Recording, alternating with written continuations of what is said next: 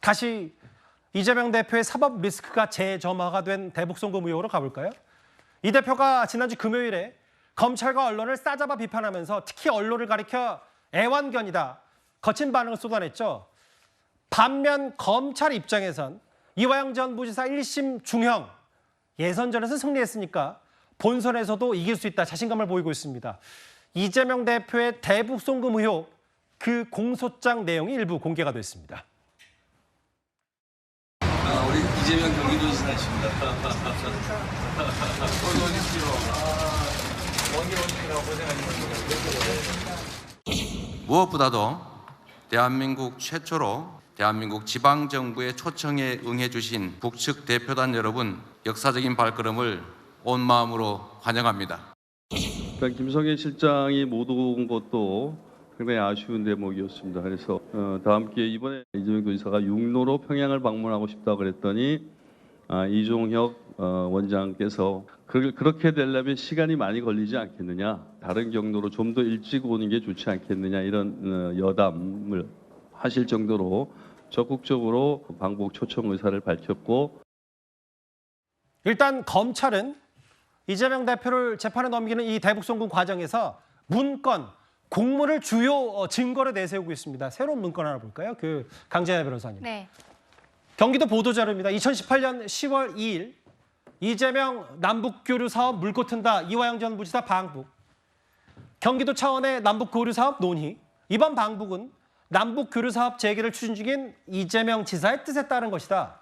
이 공문도 꽤 중요한 증거라고 검찰을 보고 있는 것 같아요. 그렇죠. 지금 이재명 대표의 이번 공소 사실에 들어간 것으로 알려지고 있는데요. 이화영 부지사가 그동안은 혼자 했었던 일이다. 이재명 대표 입장에서는 계속 일관되게 주장을 하고 있습니다. 도지사 직인이 찍혀 있어도 그것이 운전면허증에 찍혀 있는 직인과 다를 바가 없다는 좀 이해하기 어려운 이야기들도 하고 있는데요.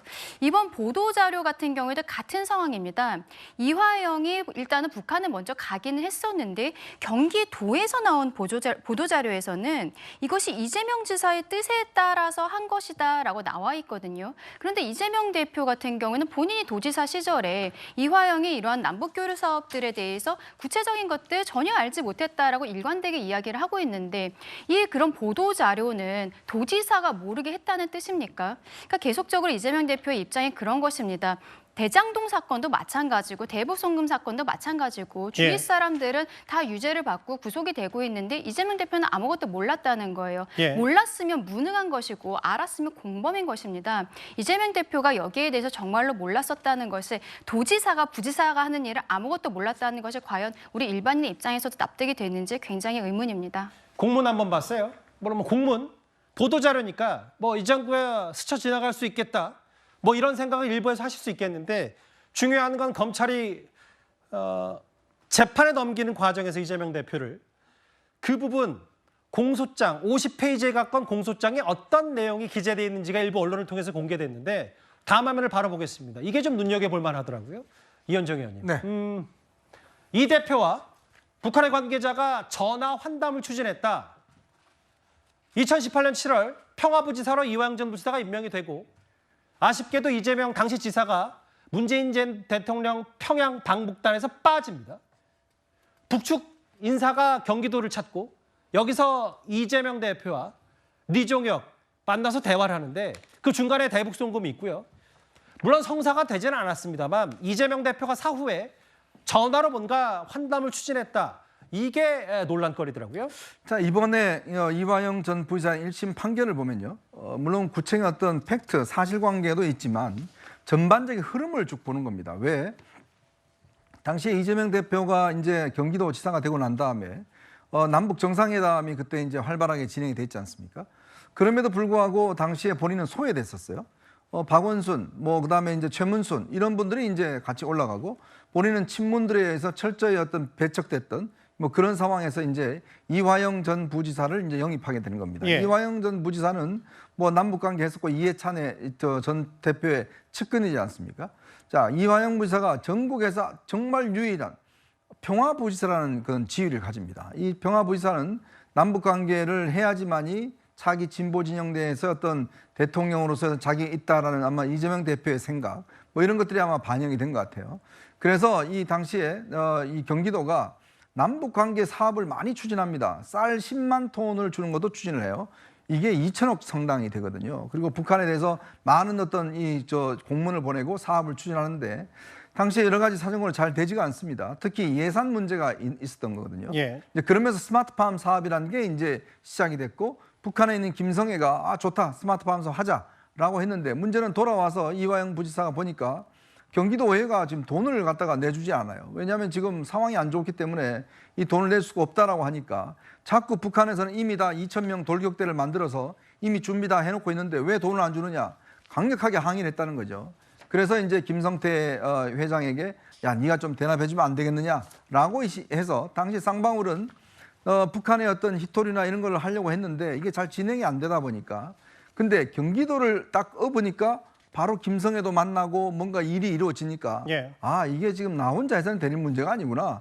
뭔가 경기도의 어떤 걸 업어야 되구나라고 해서 이해관계가 맞았다는 거죠. 뒷배에 경기도가 있어야 그렇죠. 된다는 얘기. 바로 이 주가 조작이라는 것과 이재명 대표의 방북 대가라는 것은 동전의 양면입니다. 즉 뭐냐면 예. 쌍방울 입장에서는 북한에 뭔가 투자를 해서 이게 또 주식을 좀 가치를 높여야 되는데 그러기 위해서는 혼자는 못하고 즉 경기도의 도움이 필요했고 그래서 이 김성태 회장이 이제 본인이 800만 달러를 지불하게 되는 거예요. 예. 그러니까 우여곡절 그때 이렇게 들어가니까 이번에 이제 공소장에 보면 이재명 대표 공소장에 보면 2번에 걸쳐서 이제 전화하기로 시도를 했는데 이게 성사가 안 됐다는 거죠.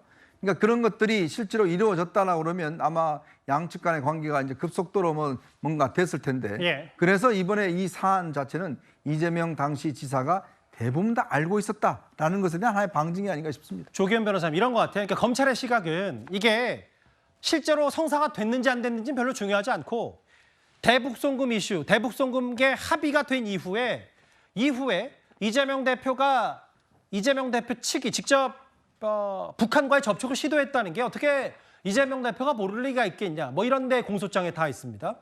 그 공소장 내용을 보도한 언론을 보면 그대로 인용이 돼 있습니다. 이런 말로 통화를 하려고 했다. 내용이 뭐냐면 지난번 평양 초청하신 거 잊지 않고 있다. 다음에 평양에서 만나기를 희망한다고 하려고 했으나 그 당시 이재명 대표의 마음속에 들어갔나요? 이걸 어떻게 쿼터를 따서 인용했는지 모르겠습니다. 그러니까 이것도 결국 김성태의 아마 전문일 겁니다. 그 전원을 공소장에 기재한 것 같은데 이 내용만 가지고 이렇게 그 전화대 통화를 하려고 했다. 사실 확정할 수 있을지 의문이고요. 일단 그거는 이제 이화영 전 부지사 측의 그 주장과도 조기 변호사 말씀은 좀 상통하는 것 같아요. 일단 말씀하십시오. 예, 그렇습니다. 그리고 이화영 이 부지사 관련된 1심 재판에 핵심적으로 대북 이 방북 대가든지 스마트팜 대납의 동기와 관련해서 이재명 대표의 대선 행보를 주요하게 보고 있습니다. 예. 근데 당시 보면 2018년 시점은 문재인 정부가 출범한 지 1년밖에 안 된 시점이고요.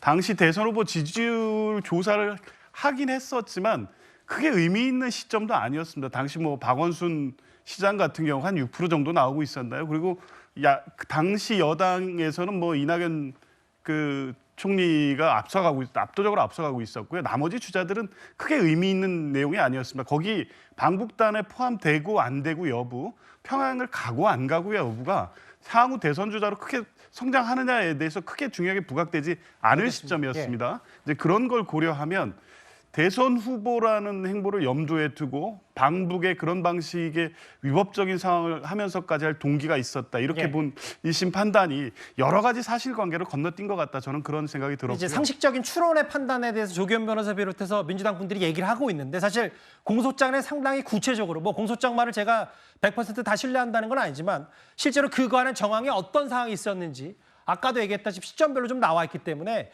그 부분도 좀 염두에 두고 봐야 되는데요. 강지한의 변호사님. 네. 공소장 내용 중에 구체적으로 이런 게 있어요. 서울의 한 식당에서 두 사람이 만난 모양이죠. 북한에서 500만 달러, 대충 한 60억 얘기를 한다. 내가 호구도 아니고 다 줄 수는 없다. 그러면 100만 달러 정도 내주고 추진해보면 어떻겠냐. 공소장에 상당히 자세하게 이런 내용이 있어요. 그렇습니다. 지금 북한에서는 이재명 대표가 방북을 하게 된다면 화려하게 의전을 하겠다라고 하면서 최초에는 500만 달러를 김성태 측으로 이렇게 요구를 한 것으로 그렇게 공소장에 나와 있는데요. 근데 500만 달러라는 그 금액이 김성태 입장에서도 사업하는 사람 입장에서 너무 큰 돈이다. 그래서 본인이 호구라는 표현까지 쓰면서 이화영과 여기에 대해서 논의를 한 것으로 보입니다. 이화영 부지사가 100만 달러 정도로 한번 해보라는 형태로 이야기를 했고 그 결과적으로는 300만 불에서 서로 간에 협의가 된 것인데요. 저는 여기에 있어서 북한이 500만 달러를 처음에 요청할 수 있었다는 것 자체가 예. 이재명 대표가 얼마나 방북을 간절하게 원하는지 북한에서 알고 있었기 때문에 저런 금액을 제시할 수 있었다. 그렇게 생각을 합니다. 예. 500만 달러 처음부터 다 받을 것이라고 그 북한 측에서 생각하지는 않았을 것으로 보이는데 우리가 어떤 협상을 하는 과정에서 처음에 크게 금액을 부를 수 있다는 것은 그쪽에서 갑이란 뜻이거든요. 이재명과 경기도에서 이게 높게 불렀을 때 적은 금액이라고 해도 분명히 어느 정도는 주고서 올 것이라는 것을 확신하고 있었기 때문에 저런 금액을 부른 것이 아닌가. 저는 그 부분을 좀 주목해야 된다 생각합니다. 그러니까 이제 강 변호사 말씀은 공소장 내용에 따르면인데 북한이 500만 달러를 그렇게 부를 수 있었던 것도 네. 이재명 대표가 방북에 몸이 달아 있었기 때문에 대한 방증이다 이렇게 생각하시는 그렇죠. 거예요? 500만 달러라는 금액이 너무 크다라고 생각했을 때 이쪽에서 그러면은 방북하지 않겠다라고 할 수도 있지 않습니까? 근데 북한에서 봤을 때 그렇게는 전혀 생각하지 않고 금액을 약간 낮춰서라도 분명히 돈을 줄 것이다라는 확신이 있었기 때문에 500만 달러라는 저런 큰 금액을 부를 수 있었던 것이 아닌가 그렇게 생각합니다. 50페이지가 되는 공소장 내용 일부가 공개됐고 저희가 인용해서 양측의 반론까지 한번 들어봤습니다. 그런데 지난주 금요일 이후 이재명 대표, 그러니까 정확히는 이화영 전 부지사 중형 선고 이후에 1심 이재명 대표의 비판 수위가 점점 더 높아지고 있죠. 오늘은 최고위 회의가 끝나기 전에 언론인 여러분께 물어보겠다면서 이재명 대표가 즉석 발언을 쏟아냈습니다. 언론인 여러분 그리고 이 장면을 지켜보고 계신 분들한테 하나 물어보겠습니다. 돈 빼돌려 가지고 해외로 내보내서 북한 주면은 국가보안법 위반이다, 외환관리법 위반이다, 재산 해외 도피로 처벌된다 모르는 사람이 있습니까? 명색이 참여정부의 대북 특사였고 대북 전문가였고 또 경기도의 대북 인도적 사업을 총괄하는 부지사 이화영 전 국회의원이 이런 국제 제재 이런 상식도 모르고 북한에 현금 50억 주겠다고 약속했다. 그게 말이 된다고 생각하십니까? 그 사람이 바보입니까? 정신 나갔습니까? 어쨌든 그 공당의 제1야당 대표 회의 때 당대표가 꽤 격앙된 반응 쏟아냈어요. 아예. 뭐 내용은 내용 쭉 보시면 알겠지만 이화영이 바본 거라 정신 나갔냐 반문했습니다. 강성필 부위원장 생각은 어떠세요? 그러니까요, 저는요 이 전체적인 사건에 대해서 군데군데 의아한 점이 너무 많아요. 상식적이지 않은 거거든요. 왜냐하면 예를 들어서 방금도 김성태 씨가 뭐 500만 불 내라고 하니까 예. 내가 호구냐 그랬다고 하잖아요. 아니 이분 말에 따르면 본인이 이재명이 방북을 하기 위한 입장료를 대신 내주는 상황이잖아요. 근데 본인한테 결정권이 없어요. 본인이 잘못 흥정을 하다가 판이 깨져가지고 이재명이 북한을 못 가게 되는 상황이 발생하면 본인이 어떻게 감당을 하려고 본인이 어떻게 그 흥정을 합니까? 그리고 전화도 북한에 있는 인사하고 전화 통화를 하게 해준다? 이루어지지 않았잖아요. 근데 그 흥정은 북한 간 게 아니라 이화영 전 부지사와 김성태 전 회장이 서울 한식당에서 흥정이라기보다 너무 값비싸게 사례금을 달라고 하면 안 되는 거 아니냐는 취지 아닐까요? 일단 그래도 결국은 큰 틀에서는 본인에게 결정권이 없으면서 본인이 흥정한다는 자체가 좀 말이 안 되는 것 같고요. 또 그렇게 돈에 대해서 예민한 사람이 얼굴 한 번 안 본 이재명에 대해서 41억을 내주고 녹취록도 증거도 계약서도 안 남겼다. 좀 상식적으로 이해가 가지 않는다는 점이고요. 마지막으로 결국에는 쌍방울이 돈을 내줬든 누가 내줬든지 간에 남북한 관계가 경색돼서 안 좋으면 사업할 수 없는 겁니다. 그렇기 때문에 저는 이러한 김성태의 어떤 주장들이 조금 비합리적이다 이런 생각이 듭니다. 그러니까 이제 이게 확실히 전선이 확실한 것 같아요. 이제 민주당 혹은 뭐 두 분도 나오셨지만 상식선과 검찰의 이제 공문과 여러 가지 정황 증거들을 맞서고 있는 상황이 됐기 때문에 이현정 의원님. 네. 이화영이 바보냐 이렇게 반문했는데 이거 어떻게 해석하시나요? 그런 바보가 지금 9년 6개월을 선고받았겠습니까? 결국은 그거죠. 하이 리스크 하이 리턴이라는 이야기가 있습니다. 자, 어려운 상황에서 이재명이 했다. 이럴 경우에 그 돌아올 수 있는 아까 뭐 지지율도 얼마 안 됐다고 그랬지 않습니까? 바로 이 하나의 사건으로 엄청나게 이득을 올릴 수가 있는 거죠. 그래서 무리하게 추진한 겁니다. 왜냐하면 당시 이화영 평화부지사도 본인이 평화부지사라는 직함을 달고 있는 데다가 또 이제 이재명 대표 입장에서는 이걸 통해서 뭔가 이 진보 진영에 강한 인상을 남겨낸다. 즉 문재인이 못한 건 내가 할 수 있다라는 이미지. 이거를 지금 놓기 위해서는 굉장히 큰 리턴이 돌아오는 거거든요. 바로 그렇기 때문에 여러 가지 위험 부담을 감수하고 특히 당시 그러니까 이 대북 제재로 돈을 갖다가 줄 수 없다라고 지금 경기도의회가 결의를 했지 않습니까? 의결을 했지 않습니까? 그럼에도 불구하고 지금 김성태 회장의 이게 돈을 빌려서 다 지금 준 거 아니겠습니까? 왜 그렇겠습니까? 결국은 예전에 뭐 현대아산도 마찬가지지만 정부와 함께 갔지만 자기들도 이 어려운 상황에 가게 되면 뭔가 물꼬는 트일 것이고 물꼬는 트이면 그만큼의 이득이 있다라는 판단을 했기 때문에 결국 이런 위험 부담을 감수한 게 아닌가 저는 그렇게 보고 있습니다. 그러니까 이현정 의원 말씀은 그 유엔 제재가 이화영 전 부지사가 북한 전문가인데 그걸 모를 리 있겠냐? 그걸 아니까 쌍방울을 통해서 우회를 줬다. 이걸 검찰이 그렇게 보고 있는 그렇죠. 거고요. 왜냐하면 그러니까 임원들 동원해서 전부 다 뭐 혁대 차고 거기에 돈 넣고 해갖고 전부 다 몇 명씩 그냥 공항 가서 놔두고 오고 그런 정말 비상식적인 일들을 벌였지 않습니까?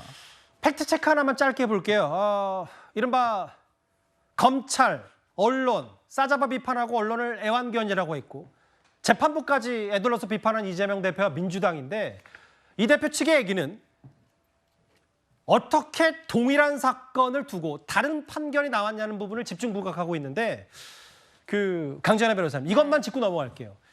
그 민주당에서는 아니 쌍방울 송금은 이재명 대표의 방북 비용이 아니라 쌍방울이 스스로 주가 띄어가지고 이득 취하려고 했던 거 아니냐라고 했는데 이거를 여당에서 봤을 때는 안부실 심판결물 언급이 없는데 실제로 이재명 대표가 얘기했다. 유리한 것만 취사 선택해서 얘기한다는 주장도 하고 있어요. 예, 그렇습니다. 지금 판결문이 전체가 공개가 되지는 않은 상황인데요. 이재명 대표 입장에서는 여기에 대해서 쌍방울에 송금한 800만 달러가 주가 부양을 위한 것이다. 이렇게 이야기를 하는데 지금 알려진 판결문에는 그러한 내용이 없고 오히려 대북사업 관해서 협조를 구하는 대가라는 것이 1심 판결문에 있는 것으로 알려져 있습니다.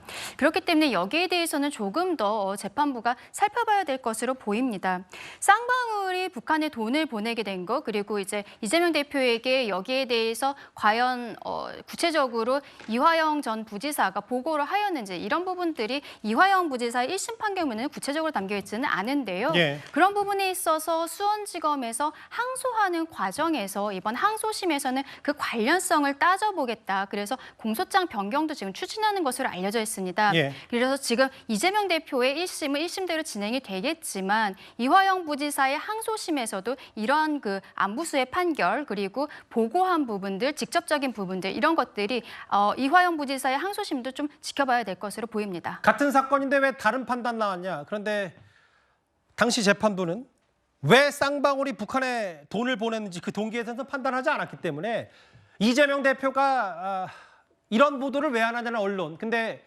그 부분이 오히려 이재명 대표가 취사 선택해서 주장하는 거 아니냐는 여러 팩트 체크 부분, 비판 목소리도 동시에 나오고 있거든요. 이 부분만 정리해 보도록 하겠습니다. 알겠습니다. 저희가 국민의힘 내부 소식과 이재명 대표의 재점화된 사법 리스크 소식을 만나봤다면요. 오늘 중요한 판결 하나가 나왔습니다.